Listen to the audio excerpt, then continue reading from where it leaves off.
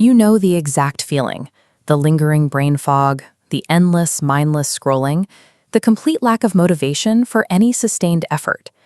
Resensitizing your neural pathways requires a direct biological intervention. Removing artificial superstimuli for a short, targeted window allows your brain to physically repair its response to rewards. So right now, grab a pen and a piece of paper.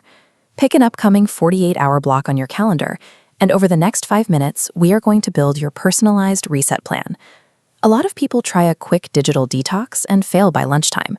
To succeed, you need a concrete, pre-planned biological blueprint in your hand before the clock ever starts. Step 1. Divide your paper into 3 columns: the black list of things to cut, the gray list of things to reduce, and the white list of things to embrace. To understand what goes in that first column, you have to look at your brain's dopamine budget. You only have a finite amount of this neurochemical to spend each day. Think of dopamine like money. As we see in this budget gauge, consuming superstimuli is like buying a Lamborghini every single day. It drains your account instantly, leaving your brain depleted so that normal, everyday activities lose their value and feel unrewarding. Looking at our blacklist column, these are the superstimuli you have to cut entirely for 48 hours. Write these down: social media on all platforms, video games, pornography, processed sugar, mindless scrolling through news or shorts, alcohol, and online shopping. Next is the gray list. These are everyday habits that seem harmless but become a liability when you multitask with them. Combining activities artificially spikes your dopamine.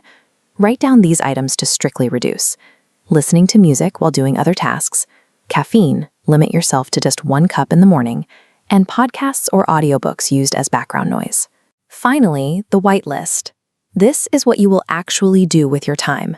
Write these down: walking without stimulation, reading physical books, journaling, light exercise, cooking simple meals, and spending quiet time in nature. Writing these lists out allows you to engineer an environment where your brain has no choice but to recalibrate its internal baseline. Now that your boundaries are set, you need to map the timeline. Write down these 4 physical milestones so you can track your biological progress and know exactly what to expect. This timeline tracks the 48-hour protocol.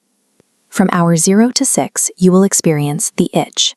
Expect restlessness and phantom phone vibrations as your prefrontal cortex demands an easy hit. As the timeline dips into the red between hour 6 and 18, you hit the crash. This is the primary failure point. Boredom here will feel physically painful, and you will likely feel irritable or sleepy. This happens because of homeostasis, your brain's natural drive to find balance. Because you removed the superstimuli, your brain is sitting in a temporary dopamine trough. Your unmedicated baseline is completely exposed. That physical ache of boredom is actually a biological signal. It's your brain demanding meaningful engagement. When you feel it, answer the signal by picking an activity off your whitelist. Push through, and as the graph arcs upward between hours 18 and 36, you reach the return. Here, your receptors start coming back online. Small details, the sound of a bird, the texture of a piece of paper, slowly become interesting again. Finally, as the line levels out into a stable green plateau at hour 36 through 48, you achieve the clarity. Your mind quiets down, and your sense of presence returns. Understanding the biology of the crash is your greatest defense. It turns the agony of boredom from a reason to quit into a measurable data point that proves the protocol is working. Returning to old habits on day 3 will instantly erase your progress. To protect your baseline, you need to maintain a ratio where 80% of your day is reserved for natural, low-stimulation focus, allowing only 20% for everything else. This is the 80-20 rule for dopamine. Below your timeline, write out these maintenance rules. Rule 1. 0 phone usage for the first 60 minutes after waking. This protects your sensitive morning baseline from immediate spikes. Rule 2. Schedule one 90-minute deep block every single day where your phone is physically placed in another room so you can focus. Rule 3.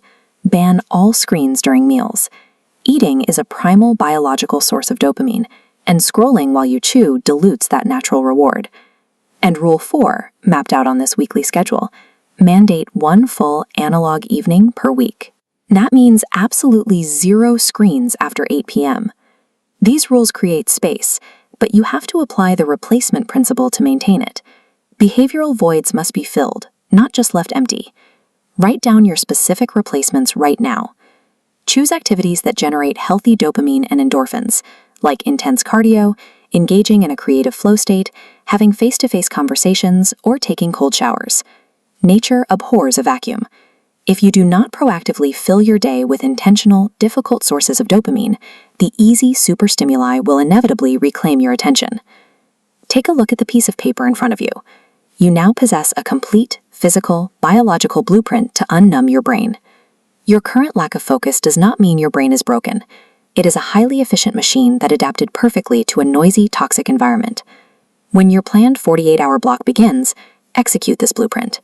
Reclaiming your motivation isn't something you find by searching for more discipline on a screen. It happens when you silence the digital circus, step away, and let your brain remember how to live.